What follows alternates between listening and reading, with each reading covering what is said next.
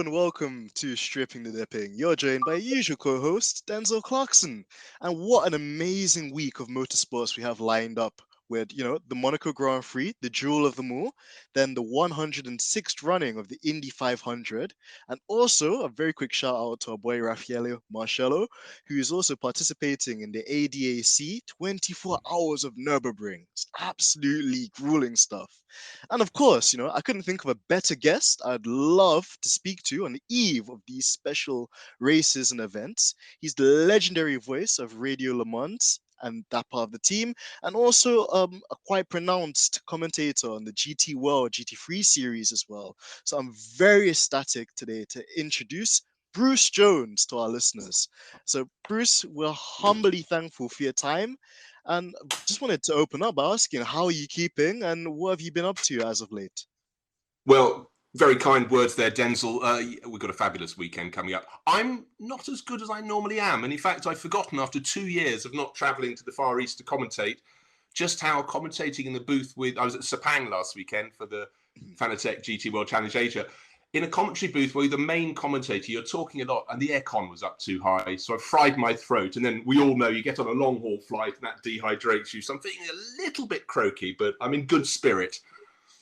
Oh, I'm so glad to hear that you're in good spirits as well, Bruce. And I can imagine too that sometimes those conditions, they're not optimal, but we always try and fight through. And we're so thankful to have you. So, Bruce, the first question I kind of like to put forward to everyone really is what were your earliest motorsport memories, and how did you go from becoming like an economics graduate to the legendary commentator that we all know and love today on Le Mans and also the GT World Challenge? Yeah, don't mention it about economics graduate in front of my children because they go, "Look, Daddy, why did you never use your degree?" Well, I'll wind the clock back as they're about to go to university. I'll wind the clock back 10 years before I went to university.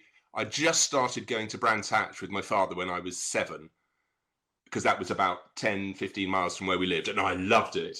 And then we moved to live in Greece for 8 years. But we did find a racing circuit. And we found a hill climb course where people were competing. Actually, that was our road to the beach. We had to wait while the cars came up the hillside. And then as soon as I came back to school in England, my father was in the motor industry, so we had all the car magazines. But it was my hobby. My father introduced me, but it was always my thing. And so through school, I probably concentrated a little too much on Autosport magazine every Thursday. And then halfway through my degree, I saw a tiny little ad that only someone like me who'd read every single word of the weekly magazine would see. Editorial assistant wanted. And I thought, no, I'll finish my degree. And then when I came out and was just thinking how I could use my economics qualifications, I saw the same ad. And I said to my parents, I want to do this for 2 years. Okay, then I'll get a grown-up job. That was a very long time ago. And I've still not got that grown-up job. But I was a journalist for the first probably 15 years. I was on Autosport for 12 and a bit years, and I edited it. But the thing was, and I think it's different to quite a lot of people, I was really multidisciplinary. I loved putting a magazine together, just the craft. It could have been any subject, but because it was motor racing, I adored it. But I loved all forms of motorsport. A lot of people were very much, I only like Formula One, I only like touring cars, I only like sports cars. But you know what? Back in those days, I loved touring cars. I quite like endurance racing, but it was a bit long for me in my 20s. But I was single-seaters through and through. And so I grew up with a lot of the drivers as they rose up to Formula One. But then when I left Autosport, because I realised I was no longer a journalist and become more of an office manager, effectively. So all the fun was taken out of it, and all the grief landed on in your in tray. I then went freelance and I started commentating alongside editing things and writing things. It was quite a nice balance. Just very broad-minded about what I look for in motor racing. And having worked in Formula One, I worked for Formula One TV in 1998, 2001, 2002. But I was the pit lane interviewer. I was one of 2 people who actually had in many ways, the dream ticket. I had a pass that almost nobody had. I could go up onto the pit wall during the race. And, but you know what? After a while, I thought, yes, that's a privilege. But actually, most of the journalists here, 400 journalists, are asking the same drivers very much the same questions. It must be pretty boring. And it was quite high pressure. But at that stage, I thought, but you don't only like Formula One. For a lot of people, that's the only place they'd want to work in motor racing. But I have been so happy since I stopped that at the end of 2002 Stayed home long enough to start a family, but I just love all forms. But the way that GT racing has grown and grown, I've always thought the cars look fabulous. They're brilliant. And I'm so pleased that you had Rafa last weekend, Rafa Marciello, because who is the tip-top driver in the world in GT3. I mean, he was brilliant in single-seaters, didn't quite get that break. But as soon as he came in, and when I commentate with the legendary John Watson, I think we were at his second race together. I didn't do the first one that Raffaello had done. We just sat there and went, not everybody takes to these straight away, but by golly, he's got a good eye. And now we look at him. And John was picking this out when we were at Magny-Cours, not last weekend, the one before.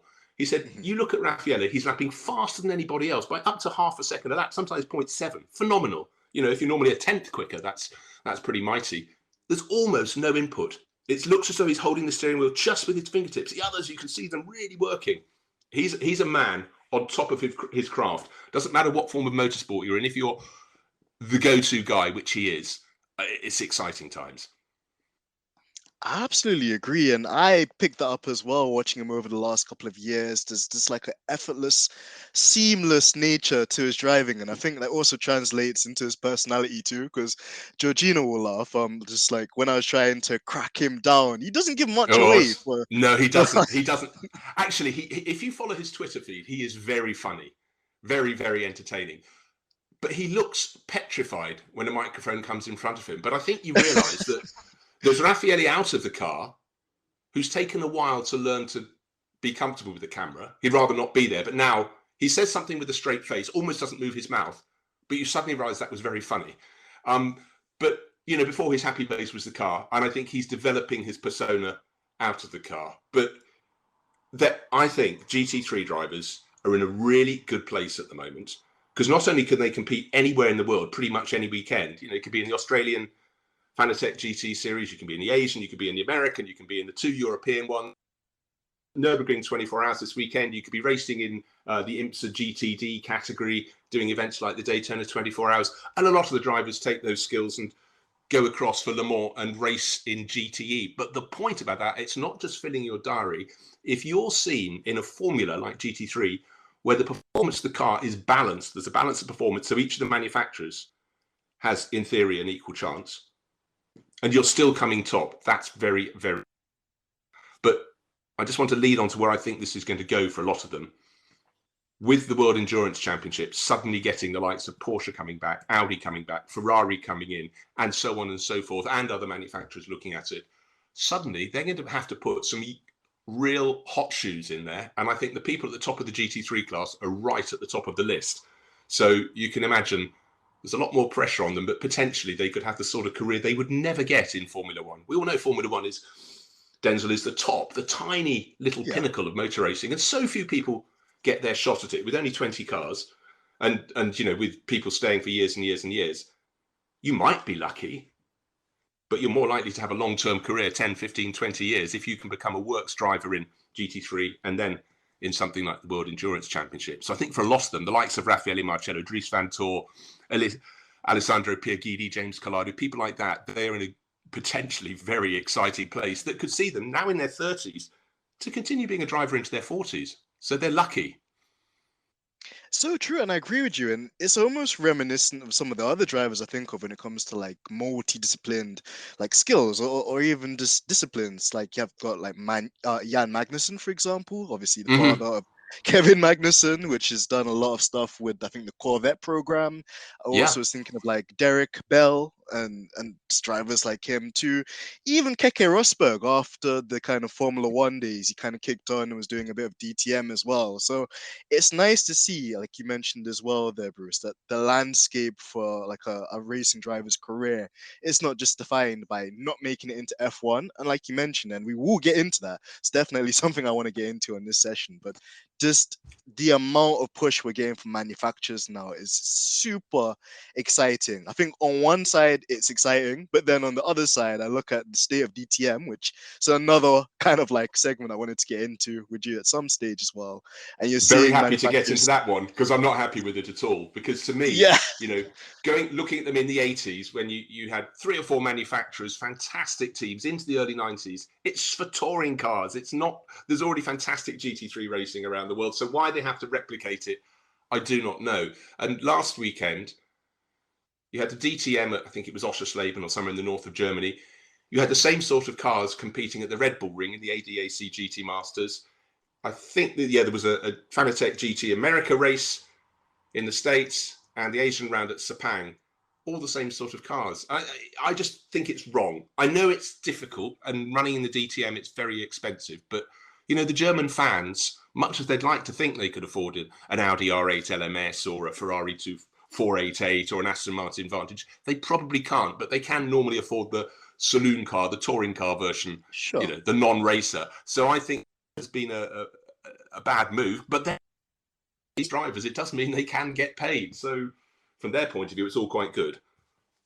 Of course, and I guess there's a balance side to that, and as well in terms of just looking at it and seeing how even that's changed. And as you mentioned too, like I grew up, like I was born in '95, so I just about missed the whole like Mercedes like 190e Evo, the BMW Yeah, M3, the Alfa magical Romeos of the cars. time. Exactly, you know, and then I'm going kind to of make you as I very got, jealous, Denzel.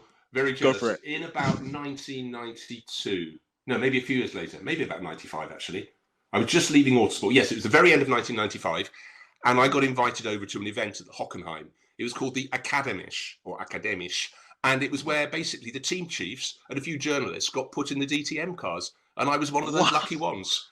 And it was Oh, epic. I was a little bit overwhelmed, but you know, it's one of those things you do. You think, I think I did okay. I didn't spin or anything, and then you go back thinking, I could have been so much faster. But you don't want to be the fool. And it was of fabulous fun. course. Oh, well, definitely have made me very envious there. And if I had So a yeah, time sorry. machine Pretend and I I never could said just like it. go back in your shoes, I would. But just one of the questions as well, because you did touch on it earlier, and just kind of on the GT world kind of thing, side of things Mm, as well. You mentioned BOP, and I gave my best synopsis of it as I could last week. But just for, you know, maybe a newbie trying to get into these other disciplines of racing as well, Bruce, could you explain like how like the likes of the FIA or even SRO in relation to GT World go about setting the balance of performance? Because I imagine for each track it's probably slightly different, and it is maybe exactly so. they. Mhm. Well, what they And I do was is thinking, basically they work out a sort of a lap speed they want the cars to achieve.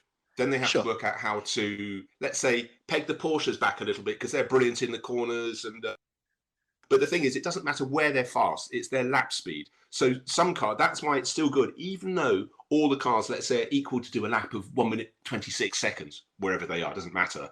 But it does mean within that, one of the manufacturers, their car will be better in the corners, and another one is far better coming onto the straights, and another one, like Ferrari, is far better at the end of the straights because it's much more streamlined.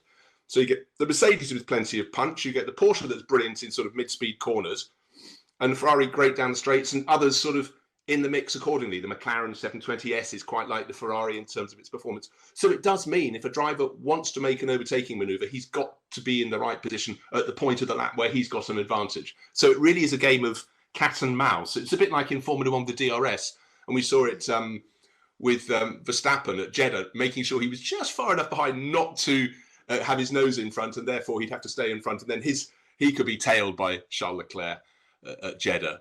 But I think it's been so good, and the fact is, every year when we go to the Spa 24 Hours, the Total Energy Spa 24 Hours, it's epic because you know there could be any one of 10 manufacturers with their works drivers could, with a bit of luck, with getting the safety car periods right, win the event. And I think that's why I love GT racing, because with the best will in the world, at the moment, you know, in Formula One, it's between two manufacturers with Mercedes playing catch up, and for years it was just Mercedes. So it didn't fill you with great excitement going to each race, but it still does. Even now, at the age of 450, I still love going to GT racing.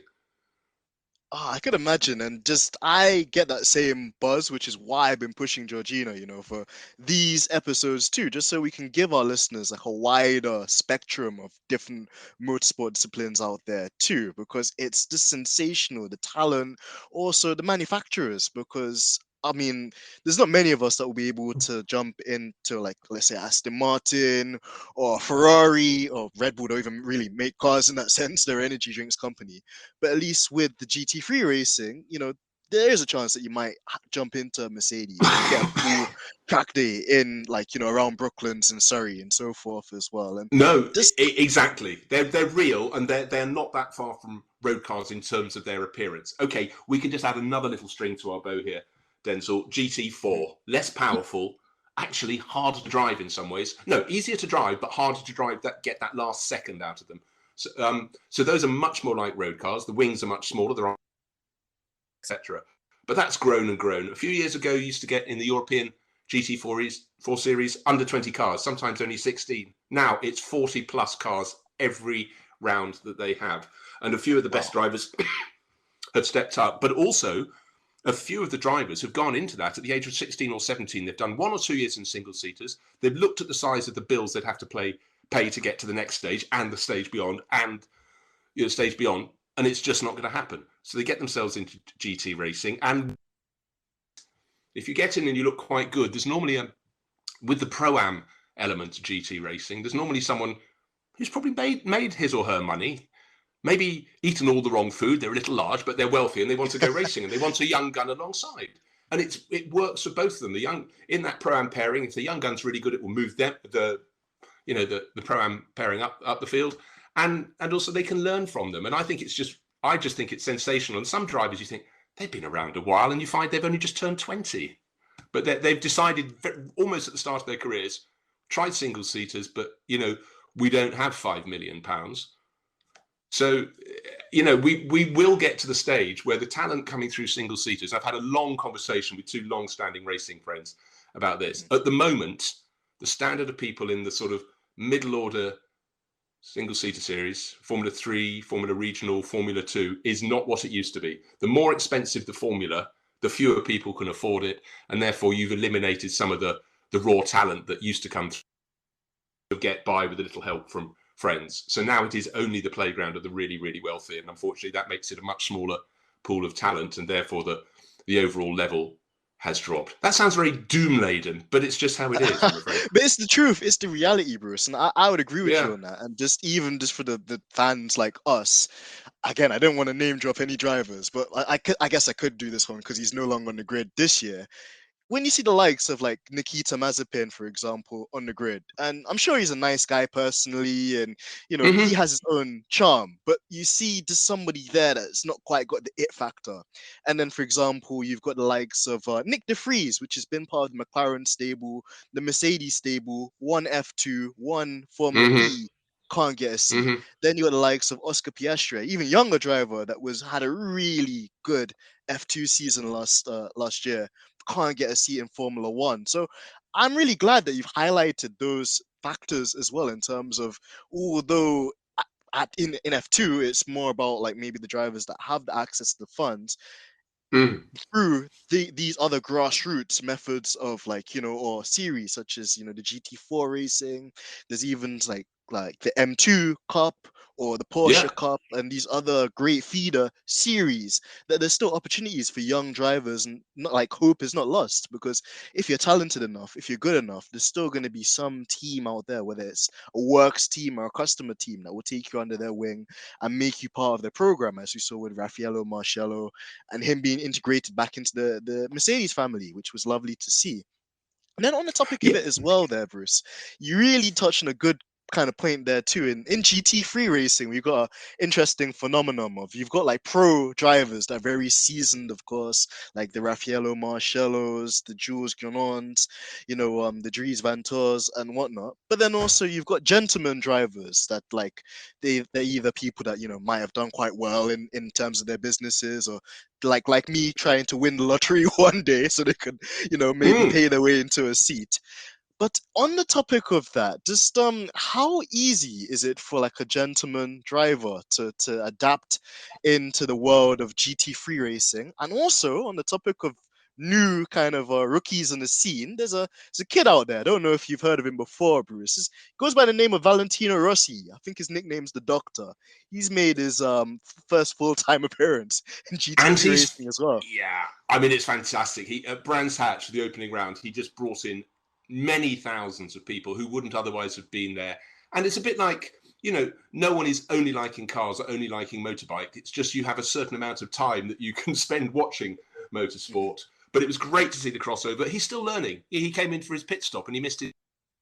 And you know, things like that. It's just not easy. And it also depends which car you drive, because when Mercedes brought out the current, excuse me, the Evo, that was a car that was designed so it didn't only suit the pro driver. It was designed so that it was going to be gentle enough for the AM driver, who was paying the bills and probably owned the car, to be more competitive.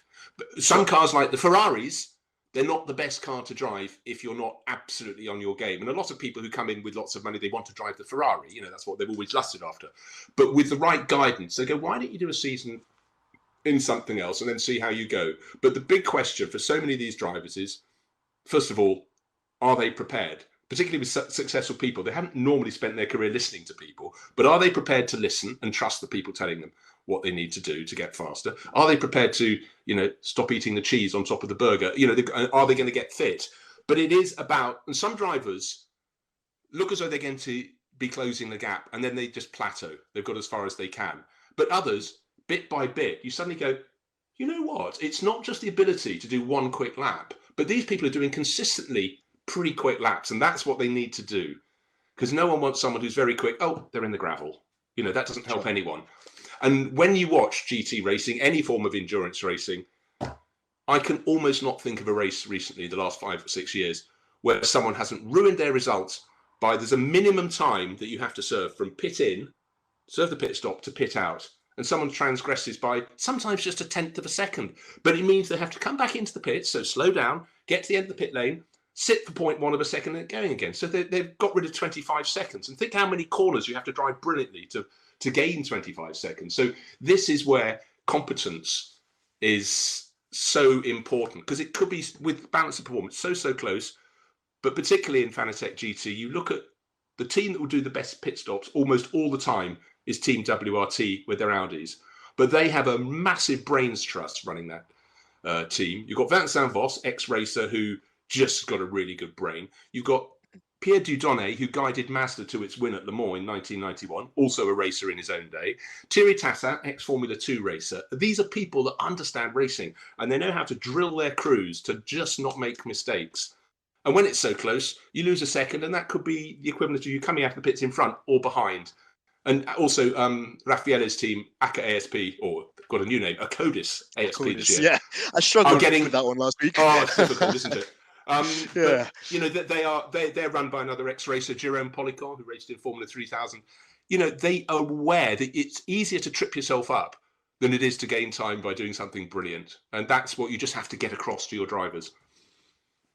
Absolutely. There's a fine balance. And even just watching the Magny-Cours race, there was still a lot going on, because although, obviously, for me, being quite happy, Raffaello Marcello and Timo Poslagski that was drove his up best into the drive. distance. Really was. He's just on a different planet that day, honestly. But Well, even just when Sorry, Bruce. No, you go ahead. No, I was going to say, even when he got out with a new set of tyres, he was banging in 3 away. He was 7/10. That's night and day of a second faster on a lap. You then think, okay, it'll come back down. But it only came down to half a second. He was still half a second. It was just absolutely phenomenal. A Magny-Cours is a circuit that gets much derided because it really middle of absolute nowhere. And it was put in the middle of France for political reasons. I mean, when you start driving north to Paris, you're still driving 3 hours later and the landscape hasn't changed. But it's a great circuit. I think people didn't like staying there. Formula One didn't like it because there aren't any hotels within about 50 kilometres. So it's quite difficult to be at. But it's got gradient change, which to me is the key to a good circuit. And it's got the possibility. What's not to like? Absolutely. There's like so many things to offer with that circuit, and even just for the racing as well. We saw, I think it was the life of me. There was the other, I think it was the '89 Mercedes as well with I forgot his name. I think he stepped in for Jules Gounon. He did? Oh, I've forgotten his name. Hold on, let's have a quick think. Who stepped in? Because Jules was in Australia, German. Bathurst. Maxi Gertz. Massey, there we go. And even just seeing him trying to fight off the two Audis, and I think Vantor had a bit of like a sticky kind of first lap as well, so he had to make up the positions.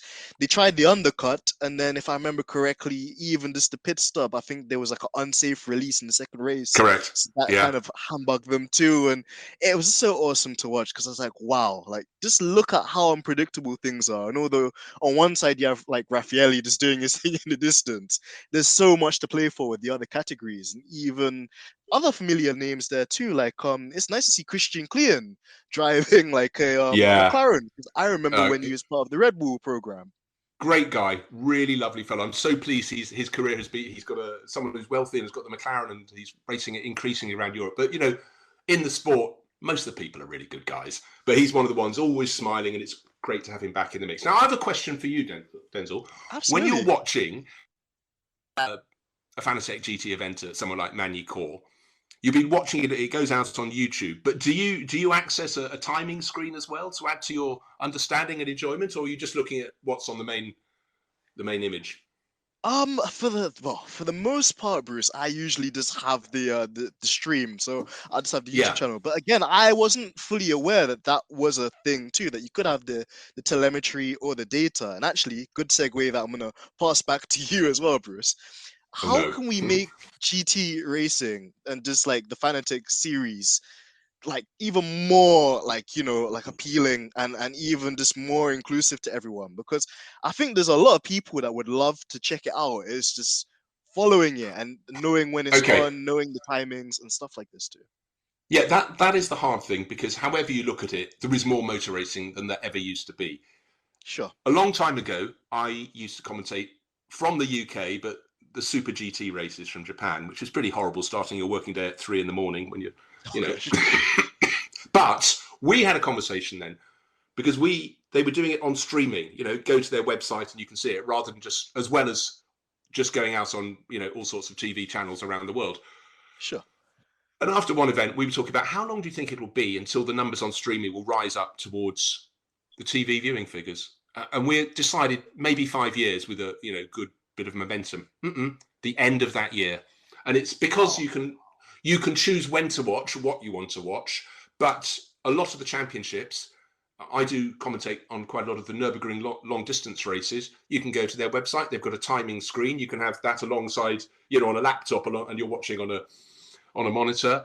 It just adds to it, and you can scroll up and down on those. You can also click on something that's got a moving circuit map, whether you can check where someone's number is, and then, oh, look, there's a little flashing symbol. Oh, let's zoom in on that corner. Oh, look, Adenauer Bridge. Oh, yeah, car 32's off. And you become your own TV director. Maybe that's dangerous. You could sort of get too into it. But also, sorry, I'm getting quite excited at this, but with quite a lot of the stuff we do with Radio Le Mans, including those ones, we will have a Twitter feed open. It's studio_RSL. And we have people all around the world during the Le Mans 24 hours, during this weekend's Nürburgring 24 hours, who are just asking questions. And sometimes they've spotted things that we haven't yet spotted because they're zooming in on their screen, and they can tell us who's gone off. And with a circuit like the Nürburgring Nordschleife, which is nearly 25 kilometers, you can't watch every corner all the time. So we have a lot of people who are almost like part of the team now. And, they get a kick out of it, and it's really helpful for us. But after a while, you have to know if you can trust them or not. They're not just making it up, because you don't want to talk about it. But there are so many ways. And I often think, when I was a sort of 16, 18-year-old, I used to ride my motorbike to a circuit, and I'd watch it. And even as a fan, I was making a lap chart of each of the things, and I'd go to a different corner for each race. But the fact of the matter, I had to go to circuits. There wasn't that much on TV apart from Grand Prix, and that was only just starting, really. But now you could watch pretty much any race in the world, any weekend, or during the week if you chose, from the comfort of your bedroom at home. I wouldn't advocate that, because I think where possible, every single time you go to a circuit, you see stuff you wouldn't see on TV. And it's the noise and all the loveliness like that, and also just seeing people. And being in a big crowd, that's, quite empowering. But, I think the fact is, as an 18-year-old, if I had all of this stuff available to me, I probably wouldn't have even got past the first year at university. So there we have it. All for a good reason there, Bruce. But I agree something like that. It's amazing just to see just like how interactive like the experience has become. You mentioned the interactive timings there, how like basically the fans can engage with you guys, obviously in the commentary box as well, with kind of good questions or even observations that we've made as well. And I'll even bring up just another kind of thing I took away from Raffaello's kind of session with us last week, when you're saying that with the GT World Series, they actually allow the fans on occasions to come to the paddock to meet the drivers, to see Oh, the cars definitely. close up.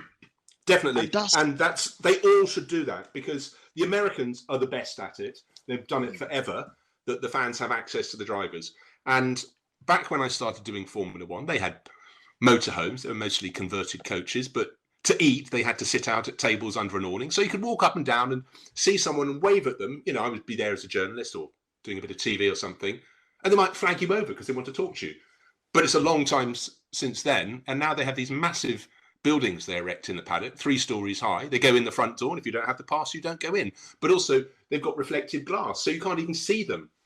And that is so sad. And I just think how many young children, when I used to go to Brands Hatch, would line up and look through the fence just to see a driver. They didn't want to go and talk to them. They just wanted to see them and understand that they were real people. And I think that's something Formula One's got to work out far harder. There's another little twist I just want to throw in here. sure. With the start of the pandemic, I started doing some commentary on sort of iRacing, on sim racing. And the very best was one was luckily I was involved in, which was the digital NLS series. And I tell you what, their graphics were so amazing that after 5 minutes, I forgot it wasn't the real thing. And that's not for effect. But actually, when we went back to doing the real thing, because as a commentator, you often try and guide the directors. You sort of, so-and-so is fighting him, but I think that battle for 4th place that's coming to name the corner is the one to look out for. And then suddenly the cameras there are picking it up. But if we had someone who had crashed out of the lead or whatever, we had all the pro drivers alongside a handful of sim racers doing these long distance races on the Nürburgring Nordschleife. As soon as established a car had crashed, you would have endless selections of shots. Because I'm normally restricted by, let's say, having 8 cars carrying onboard cameras, but all 155 cars in a digital race carry cameras. You've got a drone shot. You've had the accident seen from inside the cockpit, from in front of the car, from behind the car, alongside the car, and you can just choose what you watch, and it's just unbelievable.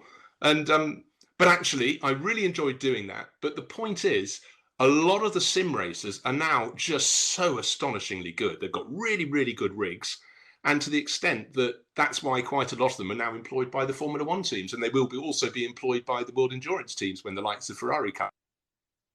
Crunch through so much testing, they can help with the setup of the cars, and also the engineers, the real car, or as I call them, full metal engineers, to keep their hand in. They agreed to help some of the teams and drivers in the digital series, and they actually established that they could really make a difference, and they learnt back to full metal racing. So, there's no such thing as a waste of time if you've got analysis, and it was good fun. Yeah, that's so true. And I'm glad you mentioned that as well, Bruce, because for many years, I mean, I do a bit of sim racing too. And when somebody be like, oh, what are you doing at the weekend? Yeah, like, you know where I'm going with this. What are you doing at the weekend, Denz? A bit of sim racing. Oh, what's that? Just racing online with some friends. Oh, with a wheel and pedals, but not in a real car. Oh, how must you? But like you've mentioned, because of the pandemic, like it's forced people to take a second look. And I'm really happy that you've identified that actually there's some things in sim racing which are like actually front leading technology or almost kind of ideologies which you then wish you could deploy to a real life situation with the real life series. And also I agree with you, we've got the likes of like Jarno Opmeer, a Dutch esports driver which won the Formula One, I think, official championship, and now he's been hired by the official Mercedes AMG Petronas team, and he does all of their simulation work and a lot of testing for them. They integrated the last year's W12 into iRacing, and him along with Anthony Davidson and some other real life drivers came together collaboratively in like basically an interview done with James Vowles, where they were saying that Jarno was the one actually was pushing for a lot of different details and how it should drive in the simulator, and basically correlating the real life data with what it should be like in the sim. So it's incredible just to see the rapid pace of how simulators have come forward. And even for this, like I always say to Georgina, I'm just a normal guy from North London.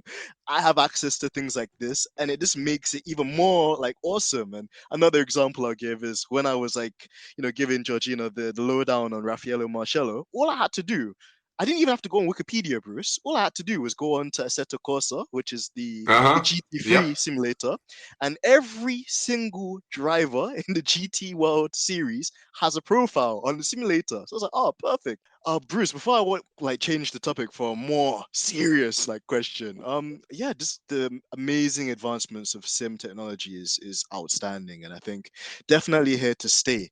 But Bruce, I wanted to get into it really deep and ask you a deep question because we love deep questions here too on stripping the dipping. And this one, I wanted to kind of set the scene for you a bit. So the question is, do you feel that, the media, whether that's like Sky or Autosports or, even commentators and agencies and stuff, do you believe that they should have more of a social duty of care to athletes? So the example I wanted to give you for this, Bruce, and why I've asked this is twofold. So before we were interviewing Raffaele last week, I was just looking through a couple of his tweets, and it seemed to be that he was having a bit of a spat with the Italian media because Yes. he had, You see, performed amazingly well at Magnicure, got pole, got fastest lap, led every single lap of the race he could in his own race. But then the Italian media, they just like started like a article, and the headline was Valentino Rossi finishes 11th place, whilst Mercedes finished first. To which I could see why he was hurt by it because he goes by a dual nationality, and like Italians are obviously quite boisterous and loud sometimes, and for him to not get that acknowledgement from his own people, I could kind of understand why he felt that way.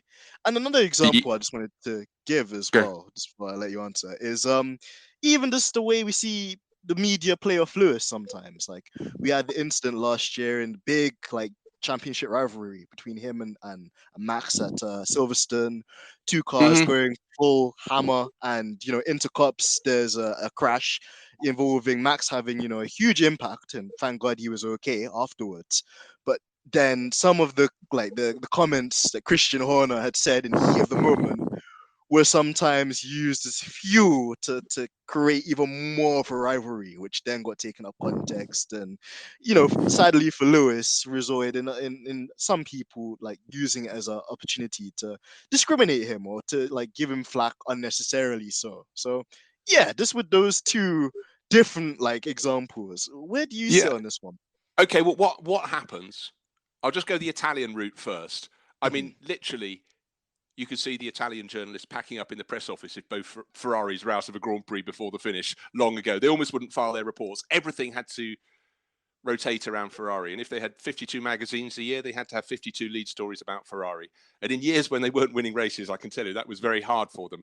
But they don't like the fact, even though they've got Alessandro Pierguidi, who's an absolute superstar in GTs, that the man of the moment has always, until the end of last year, raced with an Italian flag. But he was born and brought up in Scotland. And in fact, his personality is much more Swiss in some ways, being that little more reserved. Mm. But anyhow, I think that's all quite pathetic. But the element going to the British Grand Prix last year, like any big event, the specialist writers sort of get pushed aside, and the general sports writers come in because they're in charge of the back page of the lead sports stories, and they don't always get it right. And also, they're encouraged to blow it up because that sells more newspapers.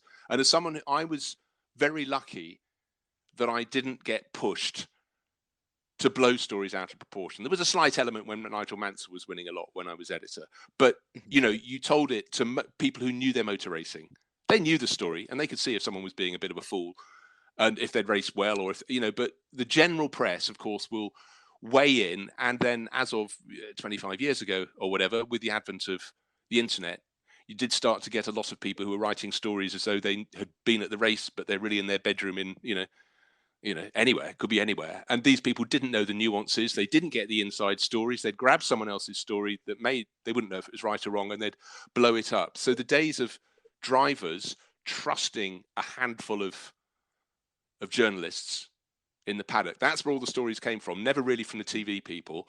But, you know, the British journalists would make sure that Murray Walker knew the story, or so on and so forth. But it has changed, that element of trust, and unfortunately it's right across all sports. The sport I also love as much as motor racing is rugby, but that's my sport. And from about the mid-90s, just as you were arriving in the world, Denzel, it became professional. And then you've got people who, instead of having a job during the week, like being a solicitor or a farmer or working in a steel plant, they're all pros. And they don't develop as much as people. They become better rugby players, but the stories aren't as good. And the element of trust is just, and there used to be this thing, particularly in rugby, what goes on tour stays on tour. And one of my great uncles played for the British Lions and went on a tour to South Africa. And the journalists would see the stories, but they would never, ever think of divulging them, of, you know, people having a few too many beers or whatever. It was a sort of code of conduct. But that is something from many years ago. But the element about the general sports writers coming in, and even not the sports writers, just headline writers coming in, is what leads to that. And in every sport, they like the goodie and the baddie, don't they? They want the two warring factions. And in fact, this year, I think they're slightly flawed, because the fact that after all that antagonism between Max and Lewis through last year, Max seems to get on very well with Charles Leclerc. So they can't blow the stories up as much. That's true, and it's something straight away I noticed as well, because people, we would have thought that maybe it would have been a bit more hotly contested between the two, because there's lots of, I'm sure the fans as well out there will have like the infamous, it was a racing incident clip from Charles Leclerc when he was go-karting when he was small, and Max had kind of made some comments about him too, and they raced against each other previously, and you know, that's not all too uncommon these days to have No. drivers from similar kind of like junior programs or kind of like careers kind of meet each other again on one of the biggest stages of them all. But it is interesting to see what narrative the media are taking, particularly just with the Formula One situation, and even just how, again, like you've mentioned, like sometimes it doesn't feel like it's from a genuine place. It's more like they're just trying to create a storm or a fire or a narrative just to get people talking. And I feel that there's a fine art with it. I think sometimes you can get right and it's a bit nice or funny to be a bit tongue in cheek. But then when it just becomes like an agenda, or you always see the same drivers getting criticized for one thing, but then other drivers, like, they could do no wrong, then it always is a bit cheeky. And again, I only know so much about MotoGP because my dad was more of an avid watcher of it. But I remember that no matter what like Valentino Rossi did, he was just good. No matter what, just like he was always right. And even when he did something that was like out of the lines or something maybe a bit cheeky or promiscuous, it was just given a lie because it's Valentino Rossi. And like you mentioned, obviously the Italians take their motorsports quite seriously too, and the heritage of racing with Italians goes obviously a long way back. But yeah, it's just interesting to see how it translates even in the GT world. You have drivers like Raffaello coming out and saying, "Oh, I'm not too happy about this," you know, and this is what I'm gonna do from now on because I don't feel that love or that recognition sometimes too as an athlete. Yeah, I think along those lines, the likes of Valentino Rossi, because he's one of the world's just top lovely people and an absolutely amazing talent. And he's always got a cheeky smile on his face. First time I met him, I didn't know what to make of him. And it was down at Goodwood at the Festival of Speed. And he was due to ride one motorbike up the hill and I think two cars, both Italian ones. But he loved it so much. He said, "Can I go down quickly now and get in another one?" It was like a kid opening the toy box. And he was just so lovely. But you can see, you can understand, if you've got 20 drivers competing in a championship, they're normal people with extraordinary skills, but they'll still, those 20 people, be across the spectrum of character, from the introvert to the extrovert to the one who understands what he's being asked. And a lot of them, of course, are doing it in their second or even third language, which I think is phenomenal. When some of them, and thinking back to Michael Schumacher, he wasn't someone who was educated to a high level, but he understood the nuance of English so well. And year in, year out, you get people who are just fantastic. I mean, for British English-speaking drivers, it's really easy, but for the rest, they know that they've got to present a good image and they've got to be able, to speak English, unfortunately, because that's the language they all get interviewed in. But just going on, what has been lost, and social media has a big problem with this, is accountability. Because if I was a journalist as I was back in the day, and I wrote something a bit critical about a driver, I'd have to see that driver at the next race. So I'd have to be able to back it up and explain why I thought what I thought. But since 99% of the people that write about these drivers never even go to a race, they'll never even meet those drivers, they can write what they want. And it's sad.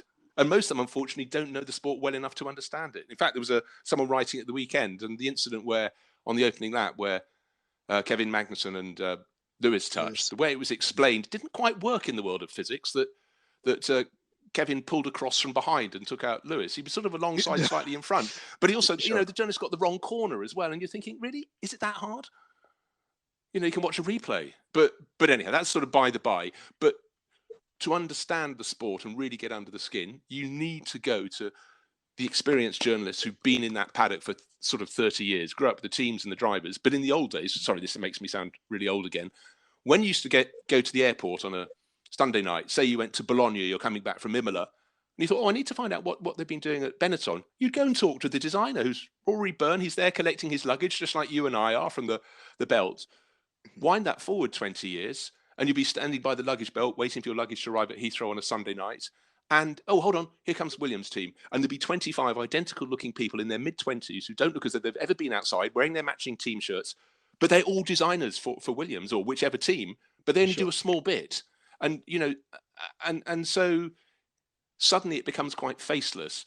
And a lot of the time as a journalist or TV person, you want to find a story, not to publish it, but to understand better. Therefore, you can explain in your commentary or article, the story and possibly where it's going. But I really worry that everything is black and white now, with all that lovely grey area in between, which is the sort of knowledge that can put flesh on a story, has gone missing. Absolutely. God, it's doomsday, isn't it?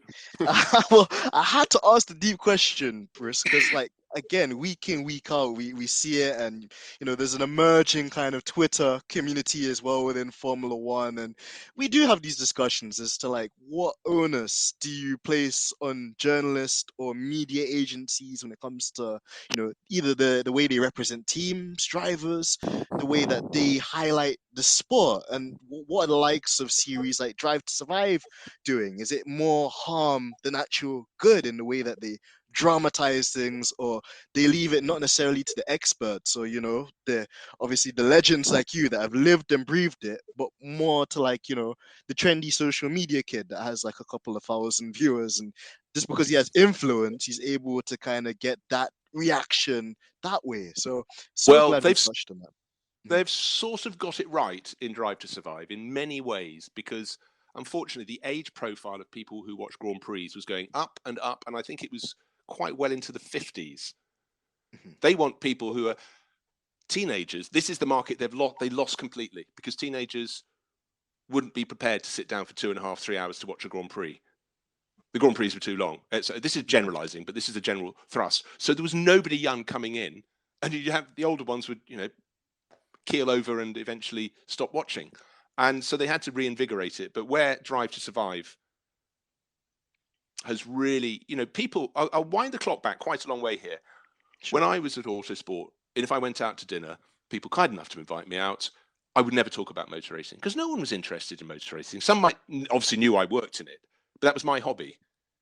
But then very soon, when suddenly Nigel Mansell started winning, suddenly everyone wanted to talk about it. Then it sort of disappeared. Motor racing pretty much disappeared from, maybe I just changed my crowd of friends, who knows. But now, suddenly loads of people watch it, and some of my daughter's friends, they're fanatical. And these are girls of 15 or 16, and they need these people in, because in this game, if you're not hooking big numbers in, why are the sponsors going to be interested? And the previous owners of Formula One just refused to do anything. They just weren't prepared to promote the sport. We might look back in years to come and go, actually, it was better back then. I don't agree with everything to do with Drive to Survive. And in fact, you look across several of the seasons and they've missed the main stories. They've decided to go to, the 12th round, and we're going to focus on this team. And the real story from a journalistic point of view could never be with that team at that race. So I think from a journalistic point of view, I find it weak. Making it fancy, getting inside the garages and the motorhomes and stuff that people can't see. Because as I said earlier, it's all behind closed doors now. I think it's doing a great job. But I respect the like of Max Verstappen for going, you know what? I'm not prepared for you to come and twist it and create a story that's not quite right. I'm here to race. And I'm sort of wholly with him in that. So I think Drive to Survive is going to have to sort of reinvent itself, because now the people who started watching it, let's say 3 years ago, they now know Formula One to a fairly good degree. They can take it to another level. They put the sort of easy bait out, and now they've got to be quite clever. I don't really have the suggestions for them, but I think they may need to make the whole show a bit more grown up and a bit more credible, really. And I would like to have some people in the paddock who've been in the paddock a lot longer, who have the better relationships with the team chiefs and so on. I think they have something quite strident to say and quite strong and worth listening to. Exactly, and it's those relationships and just those stories which you can't manufacture, if that makes sense. It just comes with the time and the understanding and that ambition to be part of just what is a big machine, and goes everywhere in the world and has become like a global phenomenon. So I absolutely agree with you on that one, Bruce. And just shifting it over to a more technical part of our show today is I just wanted to get into a few Le Mans quirks too, because obviously you've got so much experience and knowledge on that field too. So it'd be rude of me not to, Bruce. But first thing I want to start off with was the interesting H24 prototype. So for the listeners at home, this is the first hydrogen electric powered car that will compete in the Le Mans 24 hours, I think, this year. And Yep. I just wanted to ask you, Bruce, as well, what are the technical challenges involved in embarking on such an ambitious effort? And is it likely that we're going to see a further push of these sorts of cars or categories in the strive for net carbon neutral racing in the future?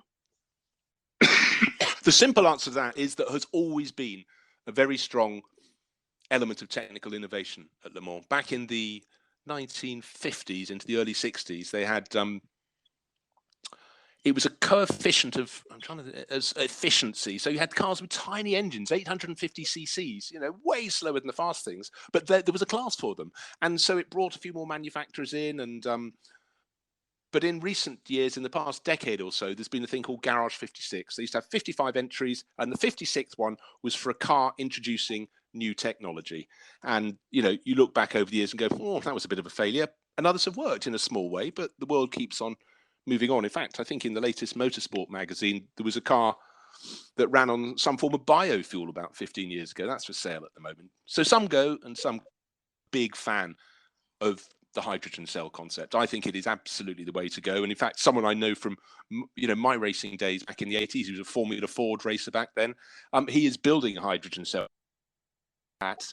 down in Wales. He gets sponsorship from the likes of Porsche and the various manufacturers, but he's been sticking at that for a long time, and it may yet work. But to me, there are ways of making hydrogen far more cleanly than there are making burning coal to produce electricity to stick in an electric car. So that's sort of been my view for quite a long time. And the fact my friends' cars, these little River Simples, they drive like little sports cars from the early 60s. They're fantastic fun, lightweight, and you can throw them around. So that's enough about me. But honestly, there, Bruce, it's so interesting you mentioned that. And like you mentioned, Le Mans has such a declarated history of just innovation or completely new cars or stories. Like obviously you've got the Ferrari versus Ford saga. We had, I think, the Mercedes tragedy in, I think, the 60s, which was quite sad. 55. Unbelievable. 55. Yeah, just crazy. And ever since then, I think they had a short stint with the whole FIA GT thing with the SOK. I think Le Mans car as well. Yeah, they did. They did, and they had the cars flipping down Flying. the Mulsanne Straight. Suddenly going at 200 miles an hour, and it goes quiet. In fact, I was talking to a motorbike racer, and he was competing in the 70s out at a circuit in the middle of Austria at the Salzburg Ring. Very long, with a little kink towards the end. He went round the kink, he reckons, doing about 180 miles an hour, and there was a bike sideways across the track in front of him. And he said most accidents on motorbike, you hit something and it's bang, you're on the turf. It just went silent. And he thought, oh, I'm flying quite a long way, aren't I?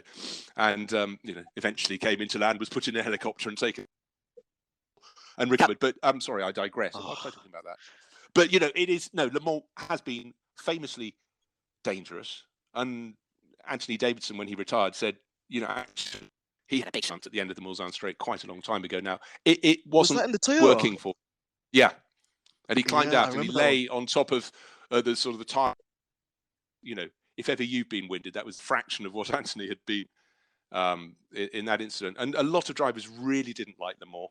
And Derek Bell saw no reason to race in it when Ferrari asked him back in 1970 to go racing. But of course he did, and then went 5 times, and it made him. But a lot of drivers didn't want the risk. But now they're much more mechanically reliable, because that was often one of the big problems. The cars would peak at an inopportune moment, and the drivers would just be thrown out. So it's been a big, scary race. The circuit gets safer and safer, thank goodness. But then you get to that balance. You talked earlier about Jorgy'S GT Championship. He went up to Alton Park. Why can't we have more circuits like this, where you've got the consequence of not having this? You've got a bit of grass, a barrier, then trees.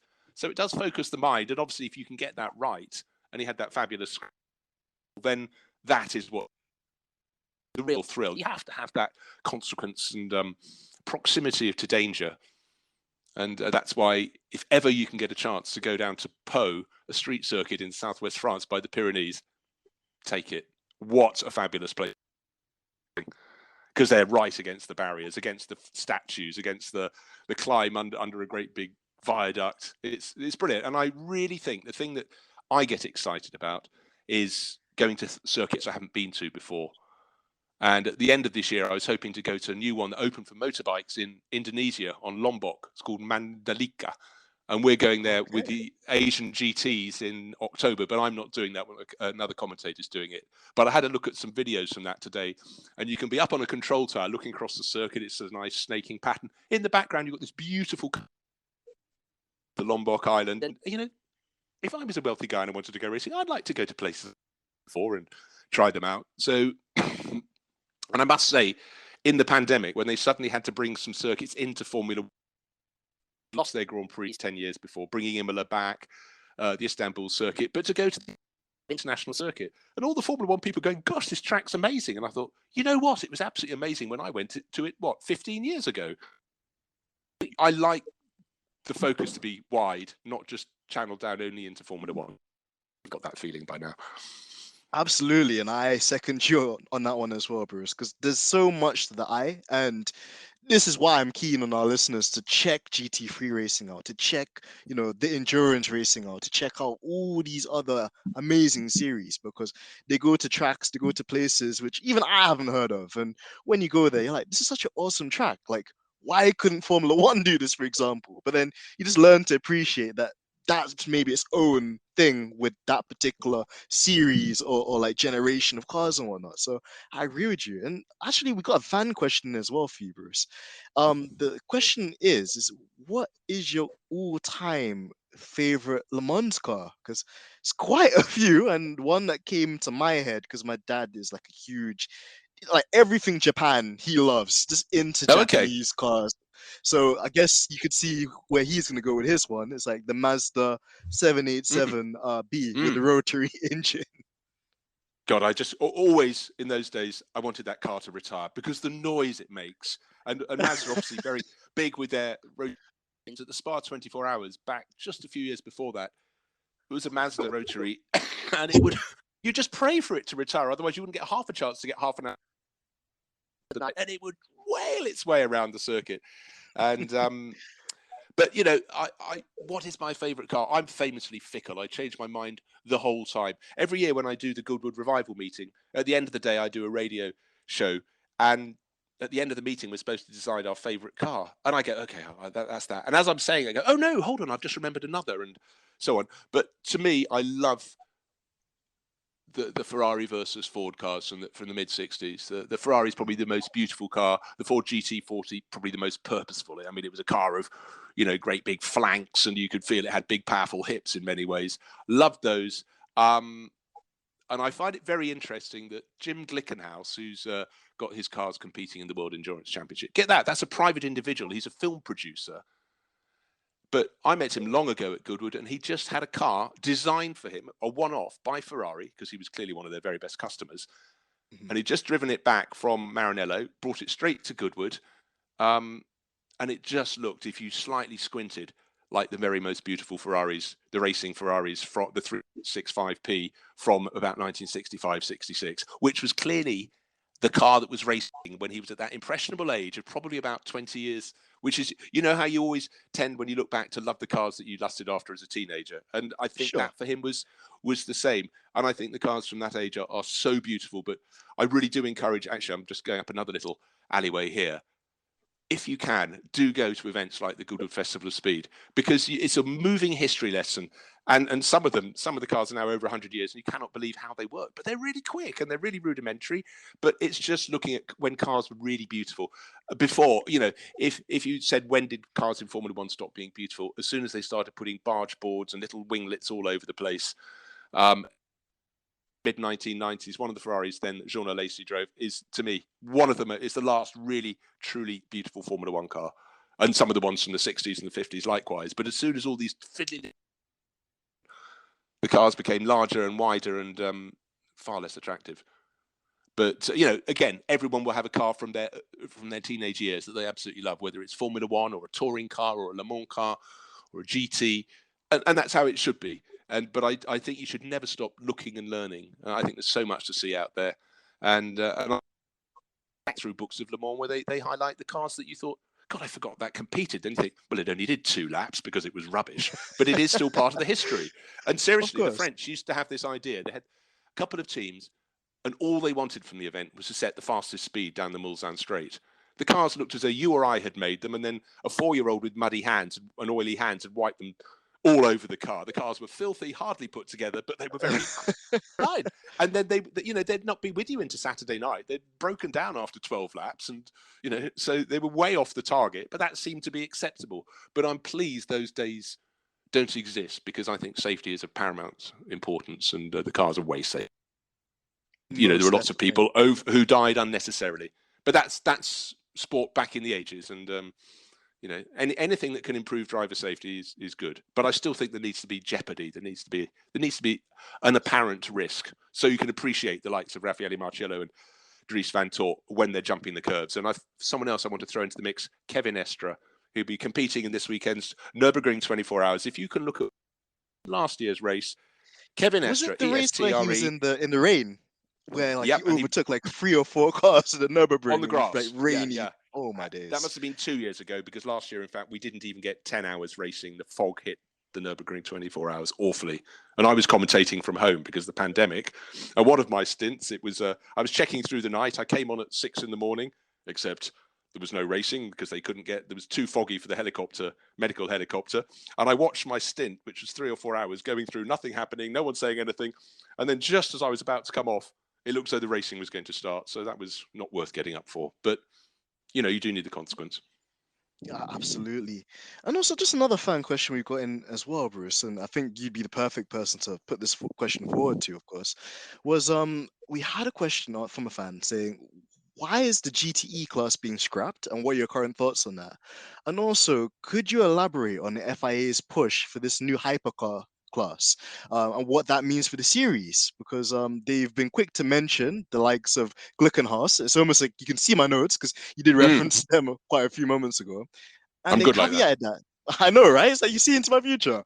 I'm gonna have to ask you for the lorry numbers later. But also, they've caveated the question and said, if the likes of, let's say, Andretti Autosport, the legendary Mario Andretti, for some reason he couldn't get into F1 or purchase his own team for F1, is there a possibility that maybe he could start a hyper class program or be a customer of a program with McLaren, for example, in this new hyperclass series that's being pushed by the FAA now, and also the GTE's being scrapped?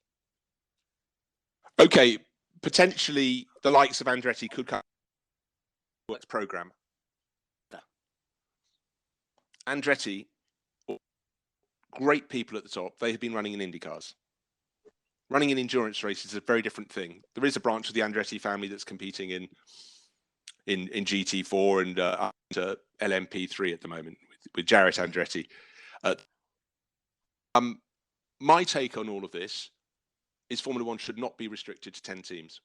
I loved it. There was a human story back in the days when you had pre-qualifying, not just qualifying, where some of the cars wouldn't get in, but some that had to be among the 6 fastest cars in pre-qualifying in about late 1980s, 89, I think it was, so that they were allowed to go qualifying. And so some people were packed up and off home by Saturday morning. you know, they'd failed. But some of the teams that were awful and just didn't manage to pre-qualify, they developed. They came on and they became worthy teams in Formula One. So I don't think you should shut the door and restrict numbers. But I know everybody with their, you know, taking money out of the pot, they don't want that pot to be diluted and have more teams. That's by the by. I still think if Andretti Autosport wants to come to Formula One, let them in. If they're good enough, even if they say only 20 cars qualify, but if they're good enough to get in those 20 cars, there we go. With regards the World Endurance Championship and bringing in hypercar and LMDH, I think it's a great thing. I think it will to one of the great ages of sports car racing. Because how can it not be when you've got and prepared to make it more professional? You could say, though, I'll wind it back a little bit. So Group C was introduced. People hated it to start with. But what did happen, built a car that it sold to customers. Customers went racing and the better teams did better than the worst teams. But you had all these, rock solid, bulletproof, in all these fantastic race liveries. And it just made the grid look fantastic. And they also cars that weren't just quick. They were quick and they would last. You need in endurance racing. There have been periods where you've had cars that are quick, but they're going to last 20 minutes. Not much good in a 6-hour race. GTE, when we had 4 or 5 manufacturers, and the more they'd have 3 or 4 cars each. And you knew 5 hours into the race, if there were 15 cars in the class, they'd be running nose to tail. However, we're down to just 2 manufacturers. Costs have got too much. And now, with the likes of Ferrari and Porsche, the 2 remaining manufacturers in it, stepping up to the top class, it's not needed. So we will have, the step up from GT3, which is GTE, where they're slightly more aerodynamic, they're slightly lighter, they're slightly more powerful, have wider tires at the front, they have more grip. So they look, if you don't look too carefully, quite similar to the GT3 cars that race around the world. But they are faster, but it doesn't matter if they're all the same. So if they're running to a GT3 spec, which is rough, it's fine. And if you can have 8 or 10 manufacturers competing the prototype class at the top end of the field, and 8 or 10 manufacturers with works and semi-works and privateer entries running in the GT class, then that will be just, I think we're heading that way. So I think it's all very exciting. And also I like the fact that the hybrid technology, when it came into the World Endurance Championship, you had 3 manufacturers and they all did it in a different way to each other. So going back to just saying how, let's say a Lamborghini was quicker down the straights and not so good on the corners or whatever in GT3, sorry about this dry throat, it would be the case as well in the World Endurance Championship. Some cars would have a strength, as you said, at the faster circuits, others would be better. So I think try and get the performance fairly similar, but reward people who get it right. And I've always believed that. I hate things being pegged back. And actually, while I'm on my hobby horse, Denzel, I really have a problem with Formula 2 grids flipping the top 8 runners around in the second race. Because you get all these people who manage on a narrow circuit, if they were in Baku or something, to start first, having finished 8th in the opening race, and they manage to block everyone behind it. They come away saying, I'm a winner in GP2 or Formula 2 now. You're thinking, no, not really. That's artificial. So I don't like it. Sure. I think if you're good, so what if you win both races? The others have to try harder to beat you. So I don't believe in sort of handicapping people like grids, that. Yeah. No, I think that makes sense, and that's also another good shout and a plug for GT3 racing and GT World Challenge is that it's down to both drivers, because you can have an amazing superstar driver like Raffaele Marcello being the lead driver of the team, but then he has to share that car with Timo Boguslavski, which again, I love the guy. I think he's super cool, and you can tell as well that he's a really keen driver. But again, there's just that jeopardy of all the time that Raffaello just made in his first stint could basically be lost by Timo, and he has to just work as hard to try and keep the advantage and not get stuck. And then obviously, if there's some traffic, if there's a bad pit stop, if there's any kind of jeopardy with the strategy at all, it then pegs that guy back with the other front-running Audis, or I know the BMW guys not running the car in the sprint series, but Lamborghini, McLarens, and it just shuffles it up more, and that seems more organic, rather than like you mentioned as well with the reverse grids or kind of punishing people just for being good ultimately. I'm going to throw something into the mix here. personality, I think, is so important. And drivers come from all sorts of backgrounds. They come with all sorts of personality traits that are, can be enormously different. But I think they're fascinating people. But one caveat when I decided I didn't want to do Formula One anymore, I felt the last adult driver, the driver who came to Formula One as an adult, had left, and that was Eddie Irvine. And I'll classify this. Eddie, when I first knew him, he had to buy and sell third and fourth hand cars to afford his next Formula Ford race. He'd moved over from Northern Ireland. He was living probably somewhere, in a room in someone's house, and and that's as far away as you can get from someone who's been racing karts with a works entry from the age of 8 or 10 and been put on the Red Bull scholarship scheme, which is pretty vicious, the number of people they've kicked out. But he had to be a fully formed adult. And I think it is different. And I'll go back to the analogy with rugby as well, and football likewise. If you're good, you're put in an academy, and you don't have to sort of stand on your own 2 feet to the same extent that people like Eddie Irvine did. So it does, again, make me sound very old, but it just meant you had a greater diversity of characters and backgrounds, back in those days. And I really hope, sorry to complete the point, that we continue to have drivers who are comfortable in front of a microphone, who will tell a straight story. They'll be funny. I mean, Raffaele refers to Timo Boguslawski as his brat in his postings.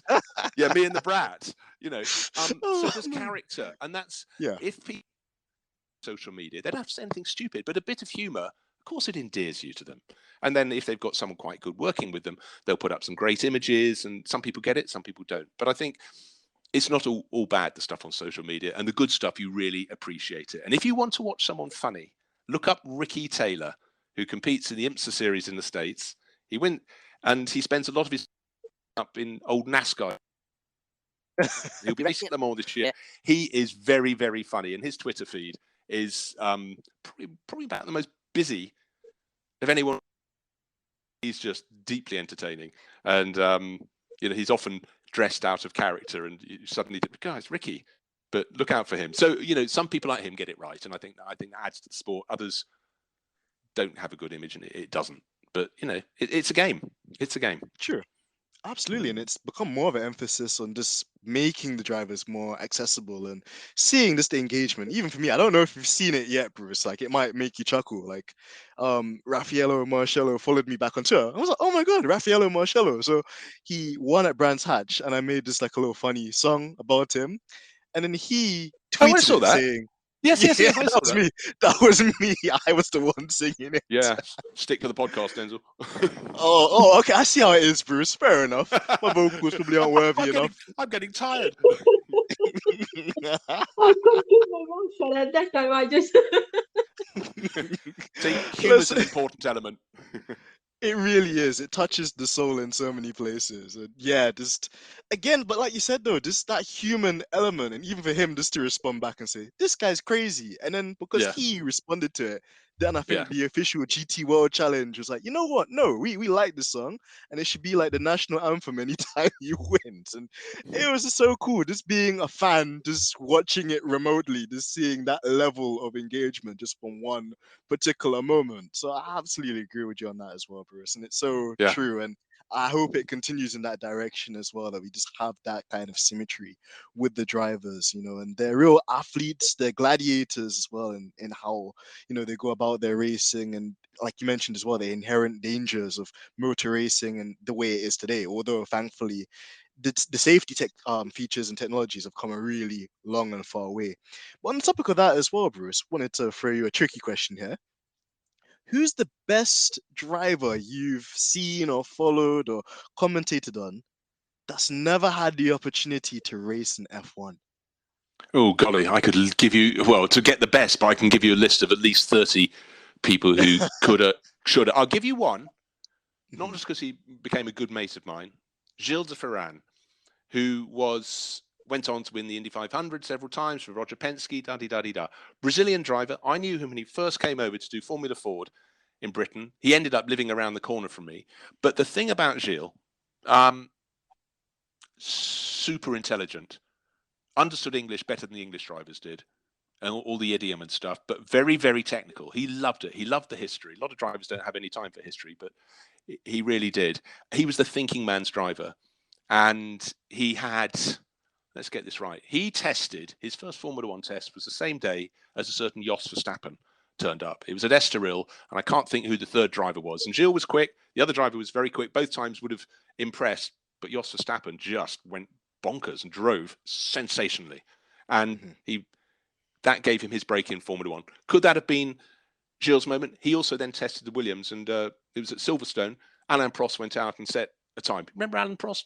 Brilliant. I mean, he was superstar, and Gilles beat it. That nose is just so like recognizable as well. Alain Prost God, when Nicolas, his son, came into motor racing, and you saw him sitting in the car, similar helmet, but looking in through the visor, you go, "Oh my God, Alan's driving today." It was same beak, but yeah, the likes of Gilles, because I think he was also bright enough to work the system. He was very personable, and a lot of drivers have been really good, but you think they're not going to impress the sponsors. They're not good out of the car. They won't be academic or as good at engineering as they need to be. And I think you needed to be the whole package. As soon as we finish this podcast, I'll think of a whole lot more. But I think in terms of encapsulating a driver, I appear to be dying. But you need the whole skill set. Being fast is not enough. You've got to be analytical. You've got to be able to be personable to the team engineers and the mechanics. Sorry, I'll make sure there's no aircon in my commentary booth next time. And that's why Michael Schumacher absolutely swept all the Ferrari team into his sort of sphere of influence, because he would be the first one in the garage, he'd be the last one out. He'd know the families of all of his mechanics, and he worked the system. That sounds wrong.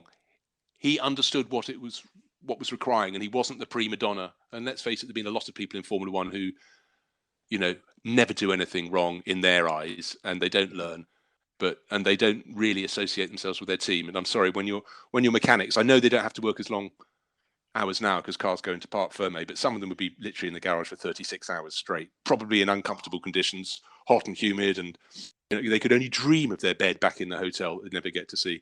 So I think you do need to be able to motivate people and so on. But there are so many drivers, and a lot of them went on to have great careers in other elements of the sport. But some of the very best, when there weren't works manufacturers in sports car racing or GTs, that was it. They had their shot at Formula One, didn't quite get the drive, couldn't afford another season of the top single-seater category. And actually, it was several years later you go, whatever happened to... and you suddenly realise that people just disappeared. Whereas now they stay around more, which is good. Exactly, and I'm so like we even touched on that earlier with the likes of Christian Klein, and also another kind of familiar name as well. I know this is completely left field, but I saw like Adrian Sutil in the Ferrari Challenge Series the other day as well. Yeah, I was like, what? It's crazy. Yeah, no, exactly. I spotted him, and who else did I spot recently? Someone racing in the States. Oh, he was a guy who raced about the same time as in the mid '80s. One of the top names in Formula Ford, along with people like Johnny Herbert and Mark Blundell, who obviously went on to have great things in Formula One. A guy called Paolo Karkaski. I'd seen him over in Japan racing, and then nothing. And I suddenly just happened to find him racing in California.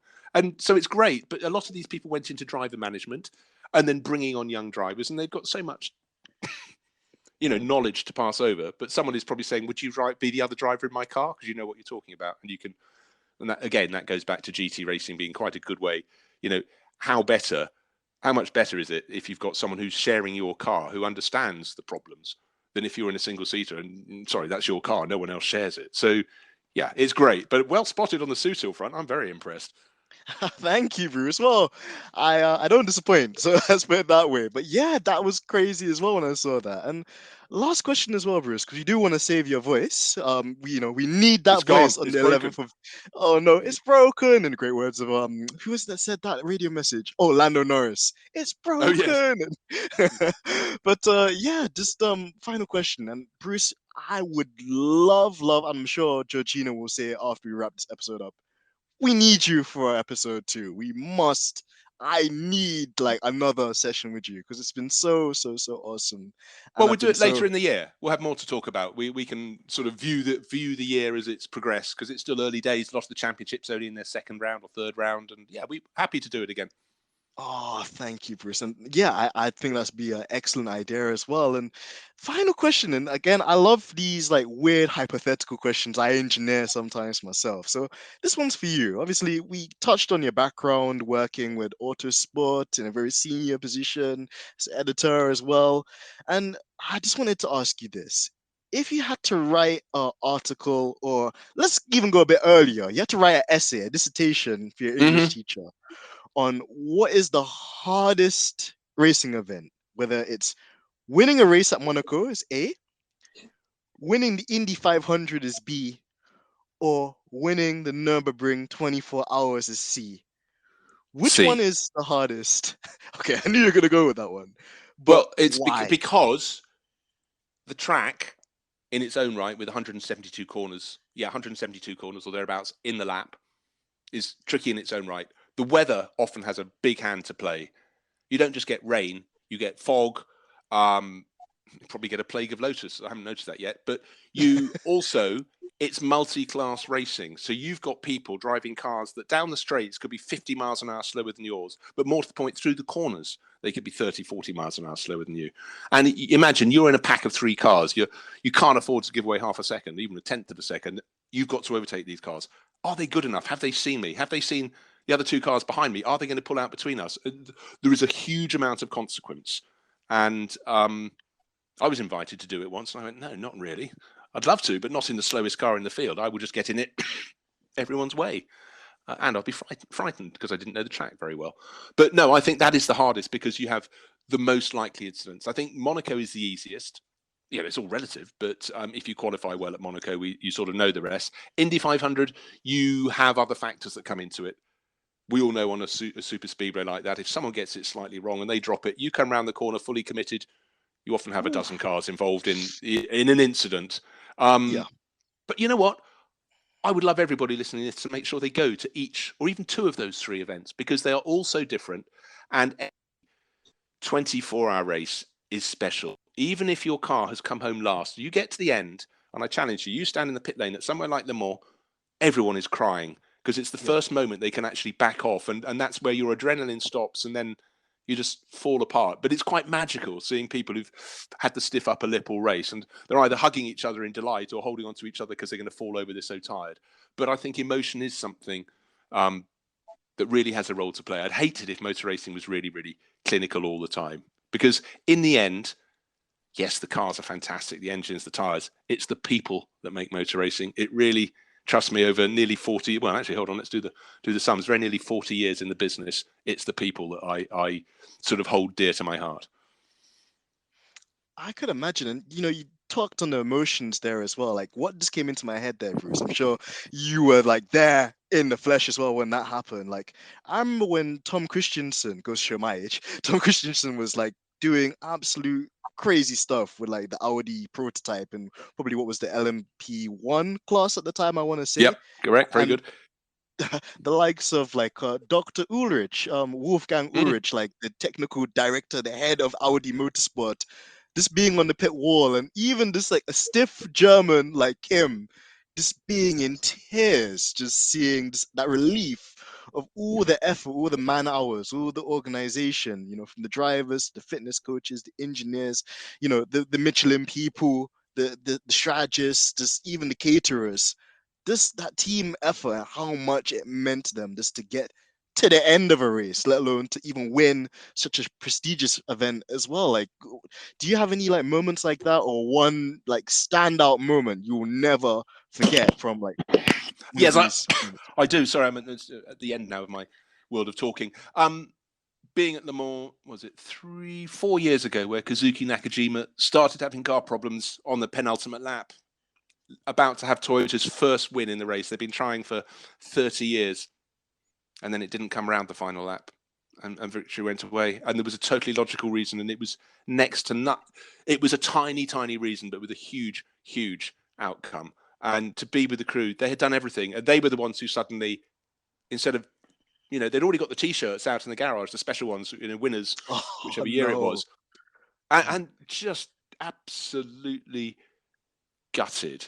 But people like Dr. Ulrich, even if they were winning, people probably didn't know how many things had gone wrong in the race, because nobody, I can tell you, would ever do a clean run in the Le Mans 24 hours. They're always nursing a problem that could become serious.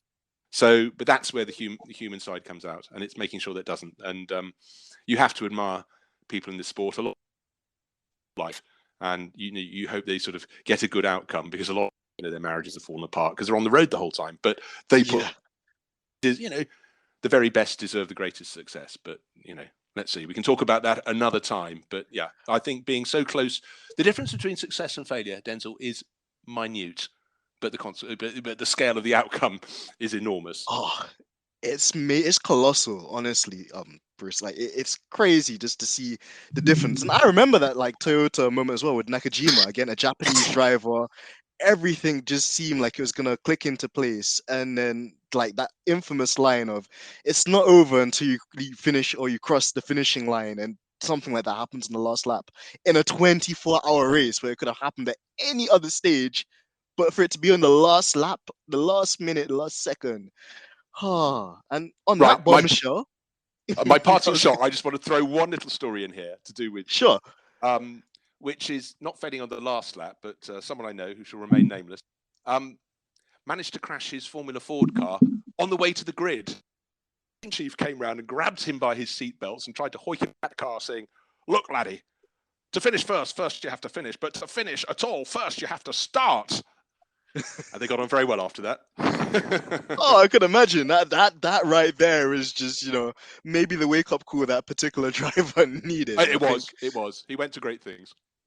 Oh, well, we love to see it, and it's progression, of course. And I think, like you mentioned, it's the people or the drivers that we always tend to that always go down in folklore history are those ones where they've had a story. They've not had things given to them on a silver spoon. They've had to find ways to reinvent themselves and also their teams and get the maximum out of their machinery. And that's why, even like we said earlier, even if it's not for this Formula One, this motor racing in general, it can just give you so many different ranges of emotions, and you see the highs, you see the lows, and it's just phenomenal. So yeah, on that bombshell, guys, this has been our extraordinary episode with Bruce Jones. I've been honestly I think this is one of my favorite episodes. I know I say that about every episode, but this one, like, I felt like I was chatting to a long friend, like Bruce, because that's the very knowledge kind, that you have, and just generally, there's so many memories, and just going back into time and talking about so many different significant moments of motorsport history. It's great. We definitely need you later on, and I'm so glad that we'll be able to arrange something later this year, hopefully when things settle a bit more. But Bruce, I wanted to leave the final word with you. Is there anything you wanted to say to your adoring fans? I know you might also want to plug the 24 Hours Le Mans on the 11th of June. And are there any handles or social media kind of platforms we could follow you and the rest of the great team as well? Here we go. What you need to do to make your enjoyment of Le Mans, you don't have to watch all of the 24 hours. You can dip in and out. Go to RS Studio. I'll be one of the, I think, 4 commentators. We've got people walking up and down the pit lane, something I did for decades, but now I've decided it's too hot out there. And that's the Twitter handle, and you can go in, you can put your contributions and hopefully get stuff fired back and actually, in a way, become part of our team. And I tell you what, you might be scouring the timing screens to find information or whatever, but by doing that, you just get under the skin. And I think it really, really adds to the mix. So 11th and 12th of June, do join us. And Denzel and Georgie, thanks so much. It's been great fun. Oh, well, it's touching to hear that, Bruce, because honestly, like, we just look up to you, like, oh my God, it's Bruce Jones. So, thank you. We really appreciate your time. And also, like, just for the people out there too, do you have any like personal social media or anything like that? Because we know obviously you don't just do Le Mans, you do other series. So anyway, we can keep a track of you and know like where you're off to on the weekends and what series you're doing from week to week. My handle is Bruce Joe, that's J-O, Racer 11. I have no idea why it's like that, but that's how it is. And occasionally I remember to post stuff, but I like to keep it quite funny. I like it to be lighthearted, but yes, I do get around a bit. So maybe you can look out for that. Oh, perfect. Well, we implore all of our subscribers and listeners to go and obviously subscribe and follow you on that as well. And obviously the team as part of the Le Mans series. And again, just Bruce, thank you so much. It's been a very honorable pleasure today. And yeah, just what an amazing week of this motorsport we have. It's going to be really fun, really enjoyable. We hope that all the drivers are safe and have a good weekend with no serious injuries or anything like that. And yeah, just it's excellent as always. So guys, it's been your guy, AMG Denz, aka Denzel Clarkson. And until next time, we hope that you guys take it easy. See you soon.